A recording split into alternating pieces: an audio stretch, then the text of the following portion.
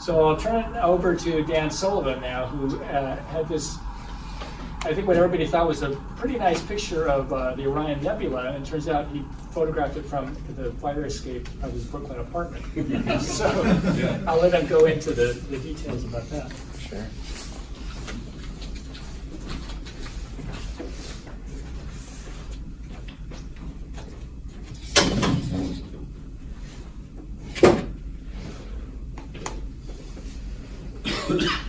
Yeah, so I'm just going to walk through the photo we talked about before. What I wound up doing actually was doing it again this year because I had some success last year. I thought it went pretty well. It was interesting, but it was more of an experiment to see if it could be possible. But this year I wanted to try to do it even better. I learned a lot over the last year, and ultimately just get some more integration time, see if we can get some more detail. So I'm going to walk you through some of the thinking and some of the process, but I do not know a fraction of what a lot of people know about this topic.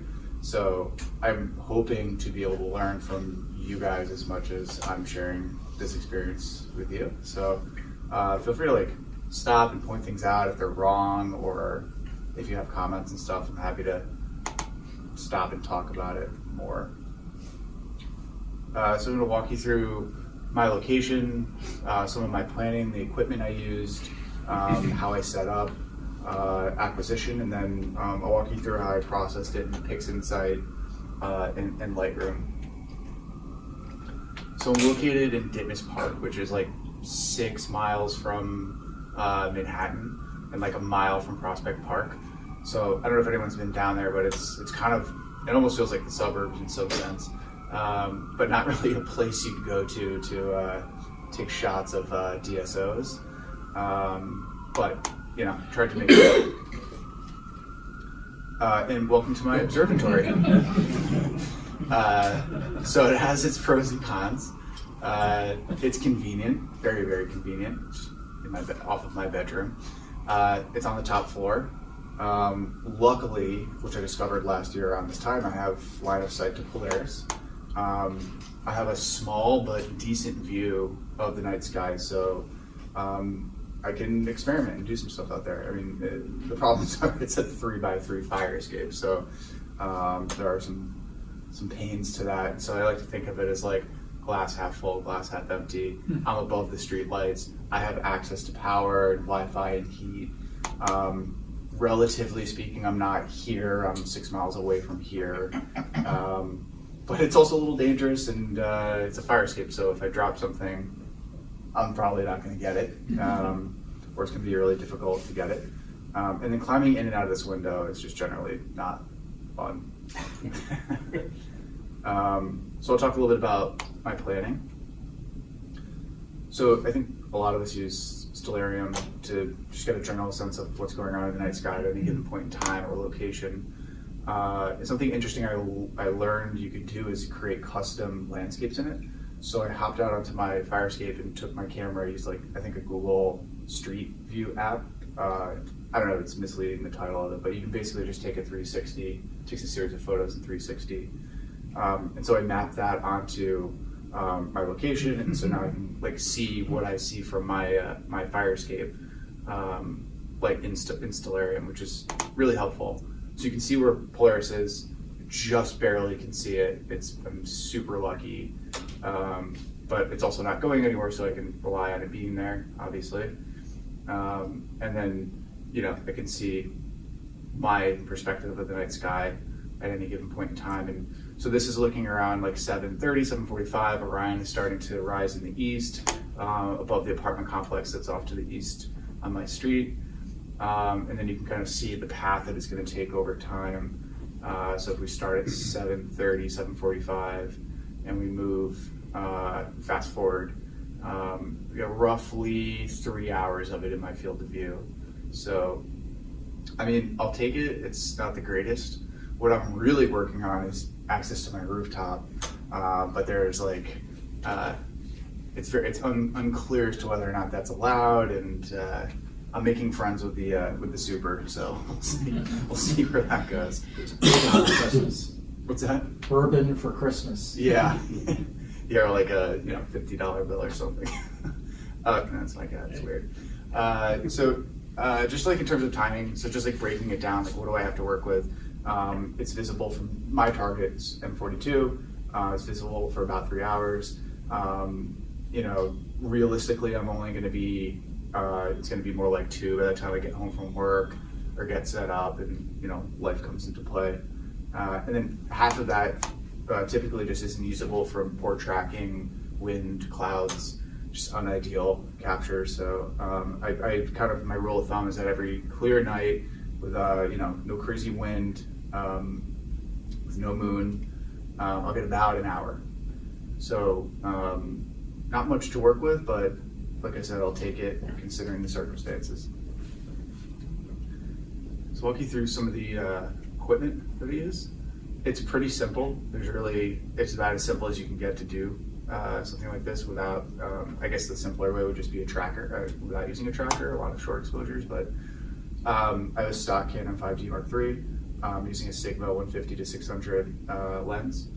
I have a Skywatcher Star Adventurer. I have like the Astro package that came with it. So it comes with this deck bracket. I bought a 2.2 pound counterweight, which is not enough.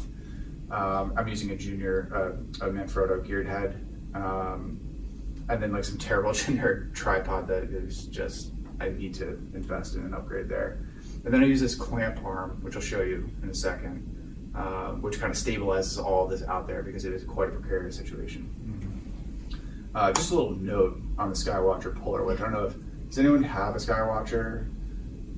I've heard mixed reviews, but personally, I won't use the Polar Wedge. It is like, you go to set it, and then you lock it, and by locking it, it moves it. So you have to account for that and kind of predict and do this guess and check game, and it's just like so frustrating. I came across a geared head, and it just like totally solved all the problems. It's more precise, and there's very little play in it. So getting polar alignment with that is a lot better than using the stock the Polar Wedge. So this is a close-up of the clamp and like the ground. I would imagine that bottom leg is making a lot of people nervous right now. It is very close to the edge of the fire escape, but that's like what I have to work with. But the clamp gives me a little peace of mind. I got it for like $20 on Amazon, and it is like surprisingly sturdy and durable and versatile. So I'll take one end, I'll clamp it onto the down arm of my the vertical extension of the tripod, and then I'll take the other and I'll clamp it onto the fire escape. And it honestly just adds a lot of stability. If I could use it on like solid ground somewhere, I would use that too to stabilize that type of setup. But yeah, I won't go out there unless I like have that set up because it's just too easy and too precarious. But I've been out there 16 times, so nothing's happened yet, but we'll see. And then just getting set up, so I'll go do like a preliminary setup like in my bedroom. So I'll get the tripod leveled, I'll set the Alta 45 degrees, I'll get the legs positioned the way I know that they need to face out there, and just kind of get everything adjusted before I'm out on the fire escape, because you really don't want to be messing around up there. You want to just kind of like pull it out, put it down where you know it should go, and have it roughly aligned with Polaris. I'll take the camera, I'll put it on here and balance it roughly. Like I said, that weight doesn't really balance equally the load I have with the camera and the lens on the other side, but it's what I have to work with for now.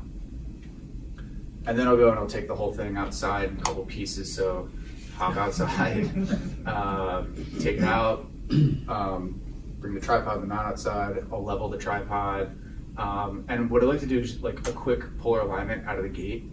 I can do this pretty quickly now that I just kind of know it. It's kind of like reflex at this point. So I'll do a quick polar alignment, then I'll add the stabilizing bracket, and then I'll hop back in, I'll go to the camera, I'll adjust the settings for like quick exposures for framing and focusing, attach the camera, and then go through the whole series of anyone who does this. It's just kind of a lot of like a little bit of star hopping depending on your target. M42 is super easy to find in the viewfinder. Zooming in and manually focusing and just framing things. One thing I do need to do is turn it back to autofocus mode, because I use backyard EOS to capture or control the camera. It can also control the focus, which is a huge benefit for me. So it needs to be on manual. So I need to go from manual while I'm doing it out there and make sure that I switch it back to autofocus so that it can be controlled remotely or by the tether. I'll do I didn't do it here, but I'll do a final polar alignment just to make sure everything is kind of locked in after I've been finagling all this stuff. And that's like it. Like I leave it out there, and that's like I can get that done in like 15 minutes, maybe a little more, and then it just is there. And I control the rest of it, and I see what it sees through backyard EOS, which is super handy. This is just another video. Apologies if anyone has vertigo, but just to give you a little more environmental feel. There's the clamp that's connected. Not that much room to move around out there, but just enough to kind of get around the areas that I need. Kind of pointing straight towards Orion in this view.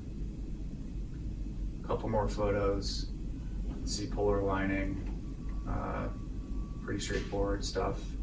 And then, framing and focusing. And you can actually kind of make out, it's a cell phone shot, brightened up a little bit. You can see Orion. On a clear night, I was very surprised. I've been outside a bit lately. A cold, clear night. I was actually out there at like 2 or 3 in the morning. And you can see a lot of stars. It was like, I was taken back actually. I took a minute to just kind of look up and observe it. It was really quite a thing to see. So I'll move into acquisition. So now that everything's set up outside, I'm going to start like thinking a little bit about how I want to expose. And I attended a meeting here probably a year ago, and I totally asked a new question about the histogram, and I thought that the spike was the object that we were looking at, and everyone's like, no, that's not what that is. That's the sky. Your object sits to the right on the shoulder of that. And so I did a little bit of research, and because it's a unique problem with like all this light pollution. So I figured it'd be beneficial to me to have a general understanding of what the hell's going on here and what that reflects in the actual image we're looking at. So obviously left is black, white is right, everything in the middle is just gradation in between the two. So typical DSO, you'll have this type of spike. Most of that spike is just everything. If you were to remove the stars, remove your object, that's what you're looking at. It's sky glow basically. And then the right shoulder of that and a little bit closer out is going to be your target, maybe a few stars. And then the long tail of that is mostly the really bright, light, white specks of stars, but it's got a low register on there. So things you want to be careful of obviously are underexposing where your spike is too far to the left and you're clipping your blacks, or overexposing so you're not getting the faint nebulosity just blown out, or you're losing color in stars. And so I came across, I pulled that from another website, but I came across this. It was like really helpful for me to just wrap my head around it. So they highlight on the top the green, and then they highlight the same representation on the histogram on the bottom. So you're looking at the sky background, so that's basically the DSO and the stars removed, just looking at the background. The midtones, you're looking at the sky background, so you're seeing most of your object, except for some more bright areas of it. And then this tail end, you're looking at, I don't know if you can see, but all the stars are like green on them, so you're looking at the hottest pixels in your view. So this is just really helpful for me to just get an understanding of what does the histogram look like, and how can I use that as a tool to make sure that my exposures aren't getting over or underexposed. I still don't know what it should be in my situation, but this is what it looks like. And so you can see distinctly the spike is pushed to the center of the spectrum. And reason being, it's a much lighter image. All the sky glow is creating these gray tones, which map out to the middle. So that's your sky glow. And then everything to the right of that is, stars and some of your DSO, as I understand it.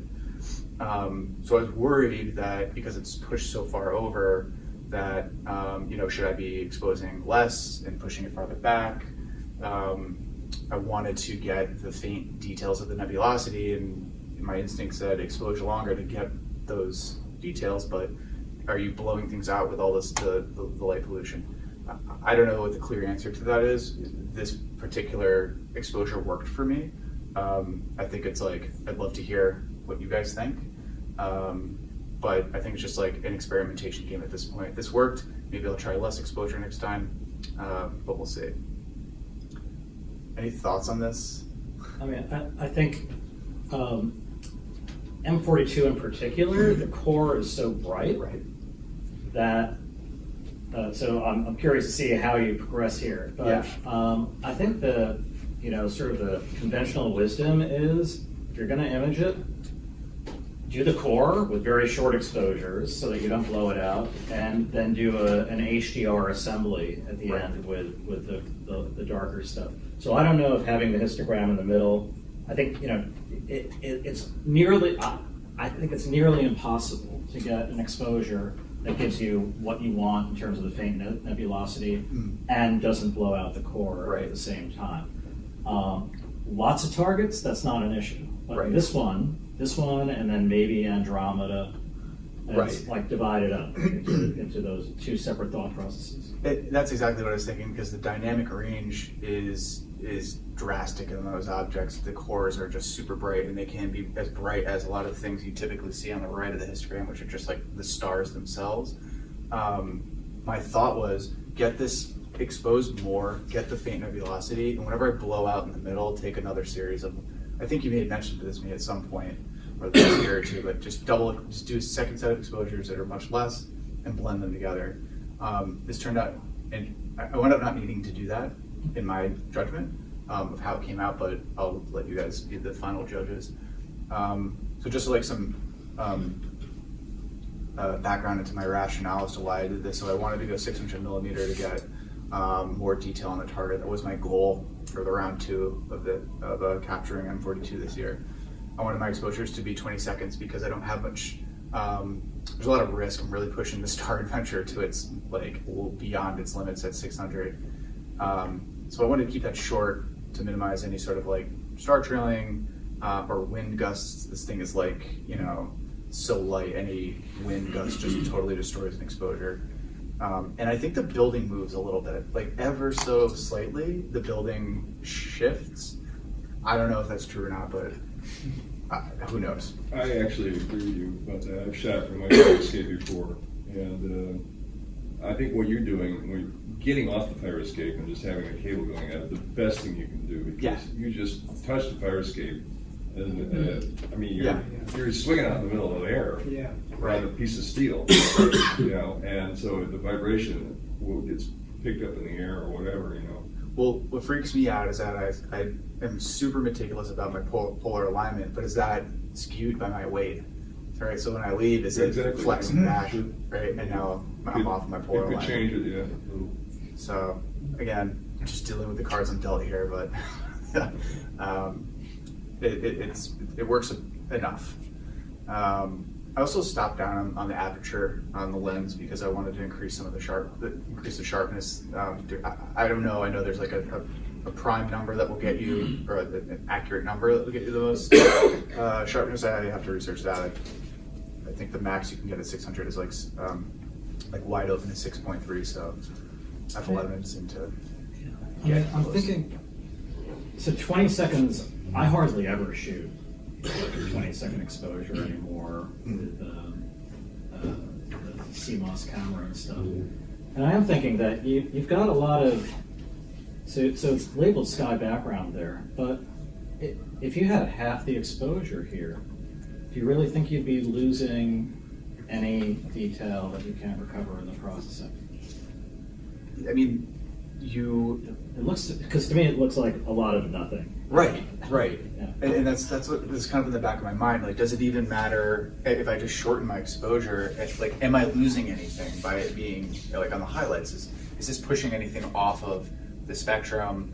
And am I overexposing anything by having it cranked all the way to the right? And will I get more if I push it back with a less, shorter exposure? Yeah. So I don't even put a histogram in the middle, even when I'm doing like solar at this point. So I'm just assuming I'm going to underexpose everything and then stretch the hell out of it. Right. Now, So I may get noise that some people don't like doing that, but Right.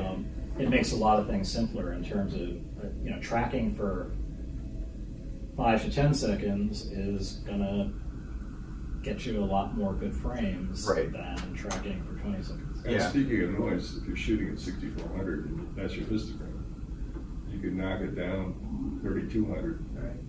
A little less noisy. I have the Tamron 150 to 600, and I found that lens is sharpest, and I can get it at 8 of 8. Okay.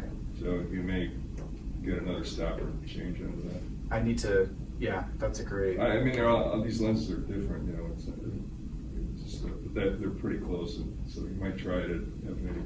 Yeah. Usually lenses are, if you go down, stop down 1 or 2 stops, usually 2 or 3 stops reaches the maximum sharpness. And then it depends on which lens. Right. Then I think usually the histogram is further to the left, maybe about a quarter of the distance from the left-hand side. So you might not be. I don't think you're losing anything by Right. that exposure. Right. You just might be essentially overexposing the background Right.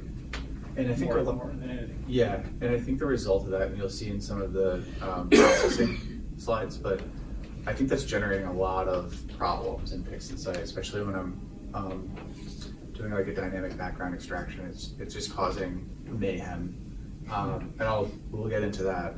But when I took an exposure and I put it into Lightroom and I tested where am I overexposing, like it was happening. It was a tolerable. I felt this was acceptable. If the whole core was all red, so like I'm you guys are familiar with this, shows like put it in Lightroom, you press whatever button and it shows where you've overexposed. So all the stars have little red dots in them. Somewhat problematic because I'll lose some color as I understand it. But I preserved a good amount in like the trapezium and like the core of the nebula, so I feel okay about that. But you'll see in the processing it wasn't really a problem. But it sounds like I have a lot of breathing room on the left side of that histogram where I can actually shorten my exposure time and probably use more of the frames to integrate. So it's just like briefly showing focusing in Backyard EOS. This is probably my most, this is why I use this tool, is the ability to focus without being hunched over, looking at a bright screen in my face and like twisting the focus ring back and forth until I feel like I'm guessing if it's in focus or not. This is like macro and micro adjustment tools. You focus on a star in a preview mode, and then you can see it has a rating of the star you're looking at. The rating, I don't know the specifics of the algorithm, but it basically, the lower the number, the more tighter and crisper the object you're looking at is. And so I just kind of fiddle around in there until I feel like the number is lower, and I have like an objective, or fairly objective view of whether or not I'm in focus, as opposed to this like crouched over guessing game that just is not really fun and much less fun on a cold fire escape at night. So that's super helpful. And then, the rest of Backyard EOS is pretty straightforward. You just plug in your exposure settings, how many you want to do. To me, it's really important to label things because they can get really crazy. And then you just let the sucker run. I mean, this is a time lapse of 60 exposures at 20 seconds. And I'm kind of like zooming in and out and stuff, like just checking star trailing. You can actually mark them as they come in as good, bad, or like you can rate them. So post-processing is a little bit easier. You got to pay attention and not walk away for too long. It happens almost bad. I also have like a little app that keeps my computer on and not going to sleep because that will turn this off, and that is really sad. So one thought, I mean, personal preference kind of thing, but I mean, I'm older, my eyes aren't as good. There's no reason for me to use these red, vision preserving screens at this point, because I'm always looking at electronic screens and stuff like that. My night vision is worthless. Right. So why make it more difficult for yourself with the red? It's so funny you said that, because I thought this. I'm like, why? I'm inside. The lights are on. Like, I don't need this. So Unless you must want to stay in practice. After I go out. You probably got the TV on there too. Yeah. It looks good though. Your demonstration looks good with the red. Yeah, it's kind of cool. So. Very refreshing. BMW kind of look. Quick question.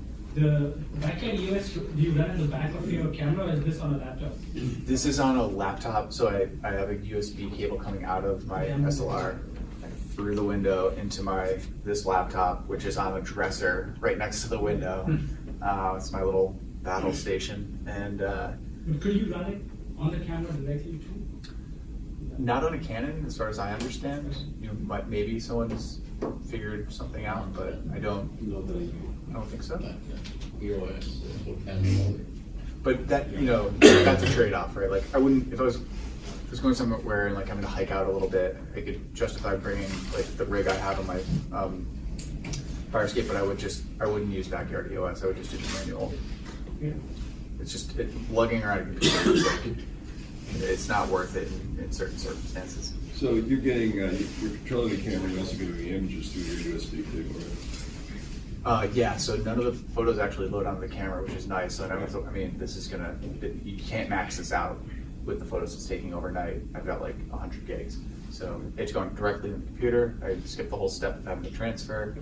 And if I'm really good, I'll come in periodically and just go on the bottom. You can right click and you can do a rating. So I'll just do the ratings and I'll clear out the garbage. And then when I go to process, I can just select it labels them differently. So I'll go and select like the good ones, delete the bad ones, or delete, some of them are actually labeled delete. That is something I am learning about this process, is post-processing can be a freaking nightmare if you do not have things in order and are organized and properly labeled. I spent like a whole Saturday just like trying to get all of this stuff from 3 separate nights organized. It was really painful. So, yeah. And this is how I took my darks. I actually wrapped it in a towel. I hope no one's going to tell me this is going to break my camera, but I wanted to replicate the temperature that was out there. I read that people do this. Close the door? Yeah, it shuts with the cable. So I just control it with backyard EOS with this long extension cord that goes into my office, and I just let it run and I wait. It's funny, when you run it, it heats up, I assume, so the temperature takes a little bit longer to cool down. So it's kind of a battle of like, okay, it's like down, I wasn't taking a series of images, but I would take one every so often. The temperature's in like the upper 50s. I'd start running and it would just keep dropping. And then I'd take it out and it would like go up really quickly. And then I'd put it back in and keep running. And then it would just like, wouldn't go down. It just like be warmed up, so it would take longer to go down. So this is like, 4 hours of trying to get dark frames in my freezer. But ultimately I got it to work. And what I'd love to do is just have a library of these things and then just use them at my discretion. So one other thing about shorter exposures is you can build a dark library of 1 second exposures in 10 seconds. Yes, yes. So. I had experimented with like 60-second exposures and I tried to get some darks, and I'm like, oh, this is taking forever. So I did bias frames for this as well, because I have a little bit of a library of some bias, but a different ISO. And flats I didn't do. Probably will try to reprocess this and do flats this weekend, because the vignetting was crazy. DSLRs are rough in post-processing. There's just lots and lots and lots of artifacts that you need to clean up. So processing, just walk through what I did. I use Deep Sky Stacker. What I do before I even get in here is I go in a bridge and I just manually look at every single light and with the like magnifying thing, and I'll just rate it. So if it's a 5, I'll keep it. If it's whatever questionable, it's like a 3, and if it's garbage, it's like a 2 or a 1. And then I'll go through again, and I'll make sure, like, you know, I'll just do a final pass at the 2s, 3s, and 4s, or sorry, 3s, 4s, and 5s. Put the copy of those into a selects folder, and then do that again for the other 2 nights, and then drag them all into here, drag in the flats, or sorry, the bias, and drag in the darks. I just use the recommended settings. I was here when I forget who presented about the best way to do this. I didn't take notes, and I haven't had time to like dig into the best way to do this, but I just use the recommended settings. And ideally, I want to just move everything into PixInsight and just have that be my workflow. But I need, like, again, like a Saturday to sit down and just like watch YouTube tutorials and figure out the best way to do it. But hopefully, I'll be able to do that soon. I've heard mixed reviews on both ways, but I figured down the road, if I ever get into like narrowband or anything like that, it might be best to just stay in PixInsight. So the first thing I did, so then, you know, I brought the file to PixInsight.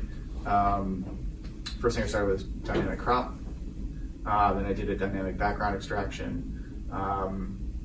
It seems as though the jury's out in some forums whether or not this incredibly annoying, time-consuming, you know, adding samples process is better than the auto background. And Mari, I know you sent me like the using pixel math to kind of calibrate how much you extract out of it, but I didn't try that this time. I think I'll try it next time. Yeah. So just a quick, the way the PixInsight people taught me to use the DBE is you can use the auto generator, Right. but then you still have to go through just screen each one to make sure it's not on top of a star. Right. And that's sort of how you get the best results. That. But that would save you, like, well, given how fast you were clicking all over it, it would save a huge amount of time. Yeah, I'll have to give that a try. But you can see what happens when I pull the background out. It's like, it just shows how important it is to be in a dark site, because there's so much noise. There's scan lines. There's vignetting because I didn't use flash. There's a lot in there. I got a lot of really good signal. There just is so much noise to battle in this that I had to make a decision as I was going through this, which I'll get to in a second, as to how to battle the noise. So the next step was, so I was noticing this vertical banding, and it was like pretty bad. So I looked up, there's actually a script in here that will handle it, but it handles it, it's called Cannon banding reduction. It handles horizontal, so you have to rotate it, run it, and then rotate it back. And it got rid of a lot of it. It also created some other weird, like, fatter bands that you can kind of see. So you win some, you lose some. So then, you know, standard stuff, background visualization, color calibration, just ran that. I didn't see that big of a deal. I think it's just really difficult to make anything out because there's just so much nonsense in there. But, you know, it's a standard process. I think Antoine mentioned there's a like photometric color calibration. It basically like plate solves your image and then uses like this database to apply the proper colors, possibly based on your location as well. So it's like super precise. It just wouldn't. The problem with this, the plate solving wouldn't work. It couldn't recognize it, just timed out, because I'm assuming because there's just like so much noise in there. So then SCNR just removed the green. So I cleaned up a little bit of the weird color gradients that were going on. Histogram transformation, so I stretched it and went into nonlinear. And then HDR Multiscale transform, I think you mentioned this too. So this is where you can start to get, you see there is a lot of data in there and it's not all blown out. So this is me experimenting with how much do I, you know, what's the right configuration there without blowing, dimming the core too much or blowing it out too much. So I settled with that. It's actually, this screen is not representative of what it actually looks like. It is not that blown out on my monitor. But you can pull out some more of the details from the core. This is a little trick I learned. You pull Lume mask and then apply it through like a RGB combination, and it just boosts some of the natural color of the object, and you can also reduce some of the chrominance noise. I don't know how much the noise reduction helped here, but this was nice to go through for good measure. And then I went through range selection, local. So doing a range selection, you can see how, like, you know, you're selecting half of the background with the object itself, so it's really difficult with these. And this is just a struggle. This is what you have to put up with when you're shooting in Brooklyn. But you know, there's just a lot of finessing going on here. And I know I'm going to be adjusting a lot of the background as well as the object, but it's a trade-off I'm willing to take. But you can get a lot of like interesting structure and contrast to pull out. This is a process I never have used before, so it's pretty helpful. One thing to note here, I think you have to be careful with how much you use this type of thing, because it's really easy to go crazy with it and get excited that like, oh, all this information is being pulled out, but I think you need to be a bit reserved and modest with your application of this. And you also kind of like get into this less technical realm and more of like an artistic realm where like, how do you want to represent this object? And so I think it's like best to be reserved and humble with your approach instead of just like HDRing the hell out of it and like saturating the hell out of it. So I may even go that too far. It's one of those things you have to step away for a day or two and come back to look at it and see how you react to it. So you'll notice I did very little color adjustment.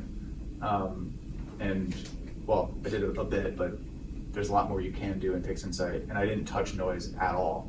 I have gone down like rabbit holes of 5 hours of noise reduction in like DSLR photos with tons of light pollution involved in the equation, and it's just like it's a fool's errand. You're not gonna get anything out of it. So my decision was avoid all of that. I would love to have done it before I did any sort of stretching and gone to nonlinear, but I'm more comfortable I can get a lot more done in Lightroom. I'm much more comfortable if we go over that. And you can use, you can have like spot treatments and the brush tool, which you don't have in PixInsight. So I just went at it with the brush tool. You know, like you saw the range selector in PixInsight, it couldn't do that. It could not do this, there's no way.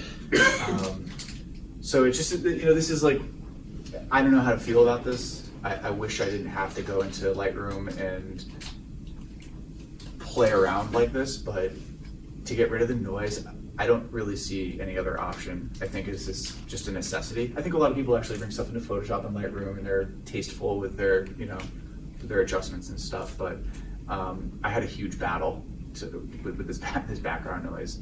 And you know, you can see me getting into the core there and trying to adjust some of it, bring out a little bit more detail.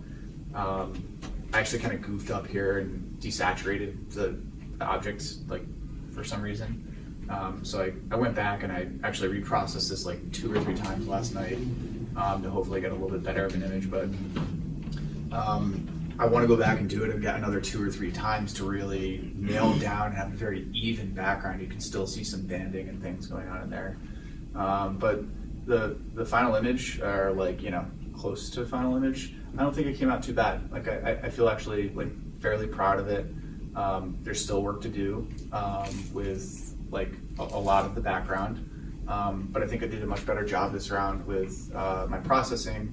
I think I did a better job with the like general acquisition and quality of the subs that I acquired. And I think that the processing, albeit a giant battle, you know, there's something to it. I think that I can keep pushing along in this and get to an even better spot with this object or some other bright objects like Pleiades, or even Andromeda. So I think I'll take a few more steps here, but I'm really, really happy and proud of like all the time and work that went into something like this. And I'm really happy to share it with you guys because I never thought you could take a photo like this in Brooklyn from a freaking fire escape, but you know, it came out okay. It came out okay. So yeah, so that's it. Any questions or anything, happy to answer them. Nice job. Cool. Thanks. Have you thought about filters? Yeah. I think I'm going to go down that route. What I would love, the problem is that I don't want to modify. I don't want to strip the IR filter from my Canon. I'm too afraid to do that. And I'm almost kind of like, if I'm going to do that, I still want to use it for like landscape and cityscape photography. If I'm going to do that, why not just save up a little bit more, buy a used, like dedicated, one-shot color or, whatever. So I'm trying to like do the math on the difference between the two, like how much it costs to get it filtered and what's the like, what's my like personal cost of not being able to use that camera anymore outside of this stuff. Well, you could do the clip-in filters where you can clip in a filter into in front of the mirror. So I looked into those. I reached out to the guy, and he said it will help, but it's much better to have a modded camera. But I honestly I think it's cheap enough where I mean, relatively speaking, to get one of those clip-in like pollution filters, I might as well try it. Even if it's just the light pollution, I mean the narrow band, that's a whole different thing. Yeah. That'd be kind of crazy, but Yeah. you've got a pretty amazing amount of detail in the nebula, which is great. I'm wondering if you did the brush tool and just gray balance the background, if that would help, because then you get a neutral. I mean, you could gray balance the entire image, because I mean, essentially, what you're taking pictures of light pollution. Right. And somehow the nebula and stars are showing through. So Right. you have essentially a mask over this image that's the New York City light pollution. Right. And then you're doing your best to eliminate that as much as possible. Yeah. But then it's always inherent in the picture because it's you could never, unless you filter somehow use a filter. Right.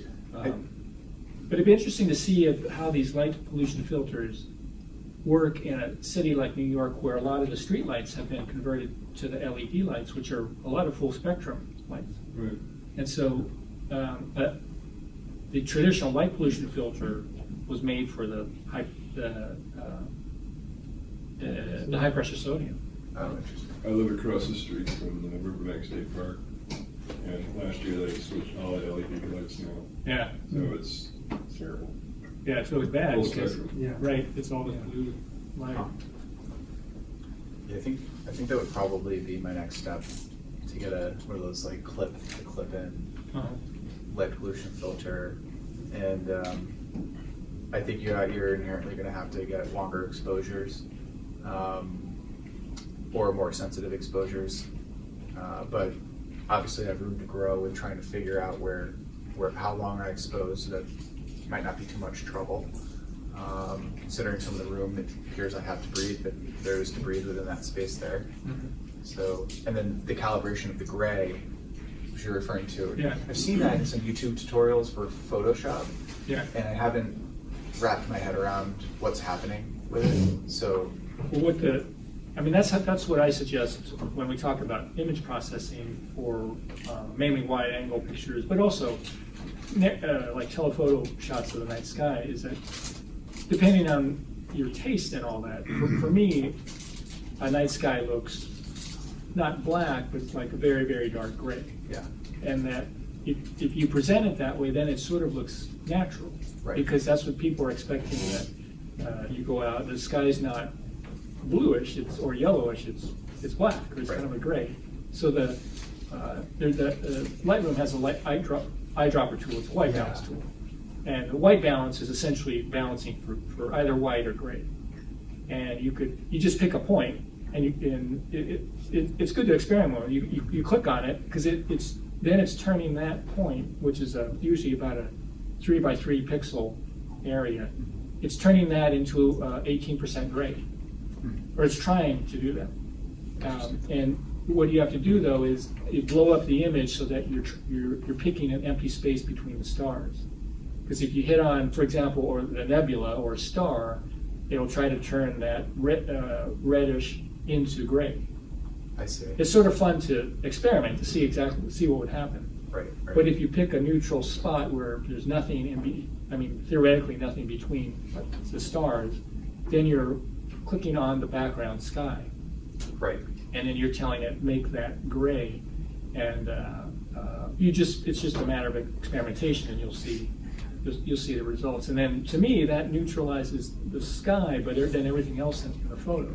Right. And is that a Lightroom tool or is that a Photoshop tool? It's both. It's in Lightroom and it's in Camera Raw. So if you start out in Camera Raw, it's on the toolbar. In Lightroom, I don't think. Press W in Lightroom. It brings the color picker.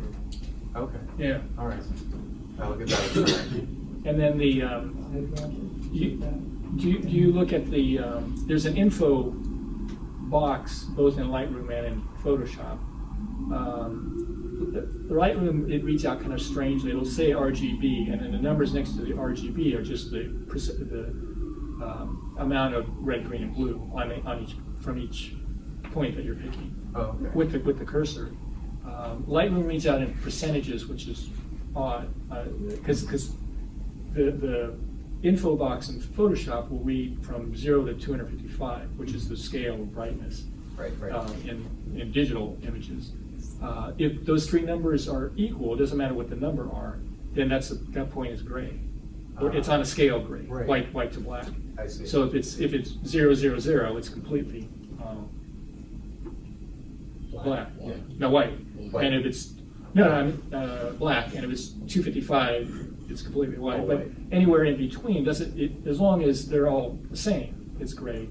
And you could actually be a couple of points apart, and because you could kind of drive yourself crazy trying to get the perfect number. But Right. if you're within 1 or 2 or 3 of each number, then you're pretty close.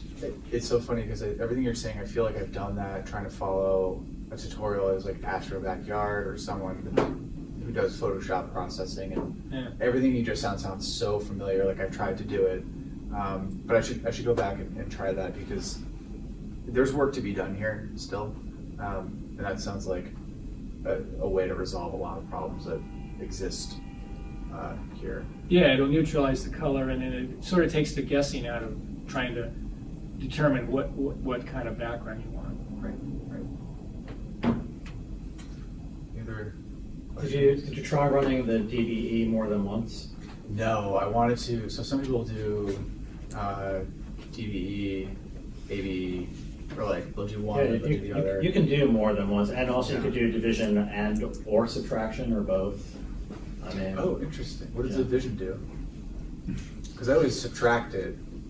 I guess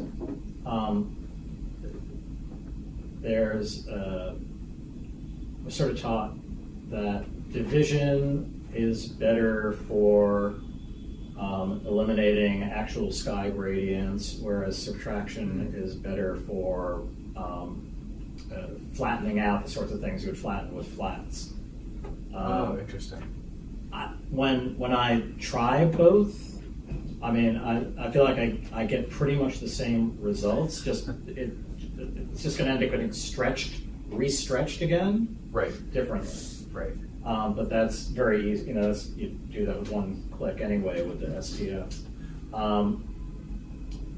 But it also depends on the starting points. You've got very high values. You've got basically gray. You know, Right. my stuff is Yeah. underexposed. It's black when it comes out of the camera. Your stuff is gray when it comes out of the camera. Right. Very light gray. Right. So yeah, you could divide that and whack those numbers way down, Yeah. and you'll still have the detail. Yeah. I mean, it sounds like the logical next step is to lower the ISO or just get this spike farther to the left, take flats, and experiment a little bit more with methods of background extraction, because it's just where's the slide?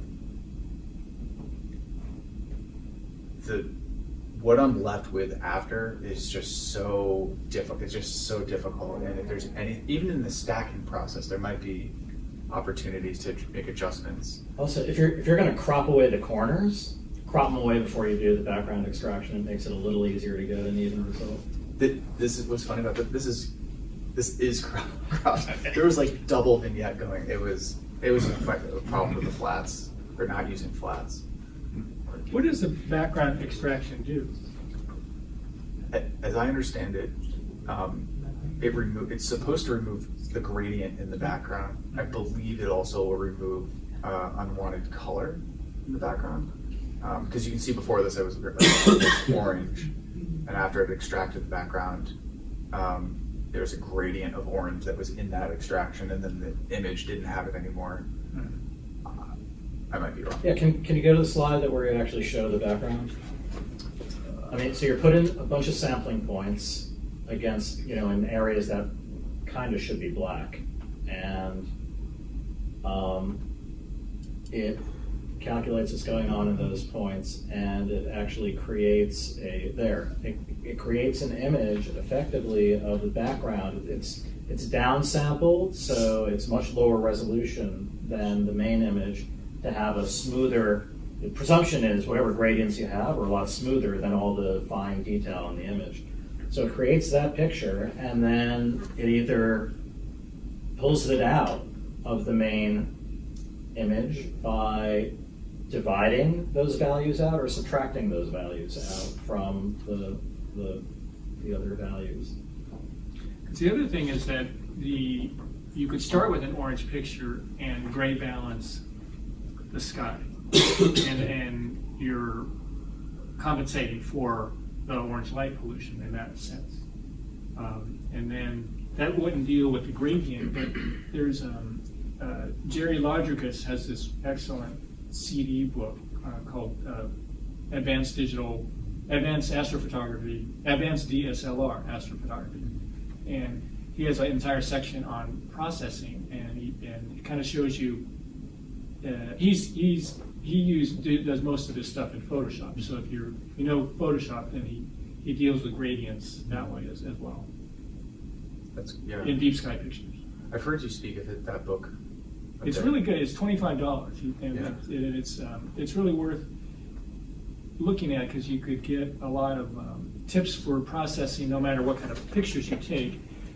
His examples were for deep sky pictures, right? Not wide angle stuff. So a lot of it applies to no matter what you're shooting. I think his example is the galaxy, but you could do a nebula or anything else. Yeah, I might check that out.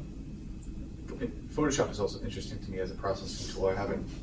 I went right to PixInZet because I had some success early with the trial. But when you're working with difficult images, it can be a labor of love. But yeah. Yeah, with Pix, there's probably some unique astronomy things that are built into PixInsight. Right. And then a lot you can probably do in Photoshop with pictures or objects that have a pretty wide range of light, of brightness, like the Orion Nebula. You could probably use Photoshop and layers to do things like retain some of the detail in the central part, or like Mario was saying, you can combine. A lot of people do a whole series of exposures, like in 10 or 20 different steps. Mm-hmm. So you could blend all of those ranges and kind of get this very smooth gradation of the tone that way. I mean, frankly, I was very surprised. But, sorry. No, go ahead. Yeah, your final image though. Yeah, I mean, getting into the what was the one that really? So the HDR transform. Let's see if I can.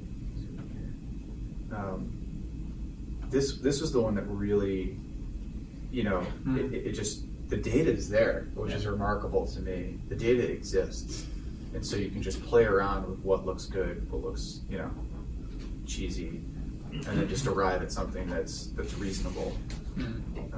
And then there's the other,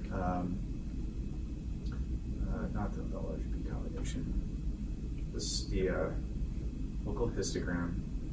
This does another pretty good job at bringing out more structure and detail. I mean, you're not going to do something like this. This is freakish, but you know, tastefully it can accomplish.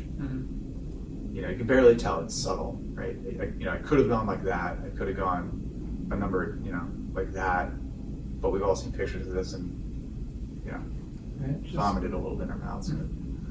Just one additional thought. If you can figure out an easy way to do flats, it'll make a huge difference for something like this, because it's an extremely bright target, right? We see this with the naked eye from New York, right? That star, the center, the core of this is very, very bright. And what's happening, the challenge you're giving the DBE and stuff is sorting out this gradient. That's the actual gradient in there from the light pollution is the brightest part of that is in the center, right? So there's a lot of stuff that you want to pull away. On the other hand, the brightest part of your image here is also in the center. So there's no good way to really get a sample that's kind of matching the gradient inherent to your optics that you would get from a flat. Right. So doing a flat subtraction will fix. It'll cut your problem by like 2/3. Yeah, I need to go back and do it. I've done it before. Vignetting's a problem with lots of lenses, and I think especially with zoom lenses, just because of the way they're designed. There's just lots of glass in there, as you know. Right. Probably in your lens there might be 10 or 12 elements. Right. Whereas a telescope can have 2 or 3, and so and that still vignettes. So yeah, that is a challenge on all of these photos for me. yeah. Well, a lot of it also is that like some of the lenses just for cost, the circle of light that it projects onto your sensor is just outside the borders of your sensor, so that there's already inherently some vignetting. If they can make it so that the lens projects, say, an extra 50%, you probably wouldn't get vignetting. Right. It would just cost maybe 10 times as much for a lens, just because they would have to build that into the design. Right. I'm confused. Where's the banding coming from you were talking about earlier? So it happens after I do the background extraction. So I don't know if you can see the vertical banding. See, like here, it's vertical. I don't know. Is that an artifact of the processing of the program? Because Yeah, that's what I'm trying to figure out. What's causing that? banding often is caused if you have an underexposed image and you try to brighten it by a lot. It used to happen in the older DSLRs at higher ISOs just because they weren't designed to do that. But your camera should be able to handle pretty high ISO and a long exposure. It's It's a puzzle, yeah. It's a puzzle. Yeah, I don't know why, but you can see the before and after. Hopefully you can see it's significantly decreased, but it leaves these weird light channels that either were there before and now are more pronounced, or just algorithmically are produced. But I've got like a tie-dye t-shirt in the background of my eye. It's like kind of ridiculous what's going on back here. Like, what is this? Like, I don't know. Yeah. So to Mari's point, I think that the flats are the source of truth for what should be pulled out, at least from a light perspective. A color perspective, I have no idea why it's doing this. And algorithmically, it's probably very challenging for the computer and the program to distinguish between colors and what's going on here versus what's going on like over here or over here. So I just kind of stick to what I know and hop into Lightroom and start to individually treat portions of it that need treatment. Thanks, Dan. Yeah. Any other questions or anything? Thank you.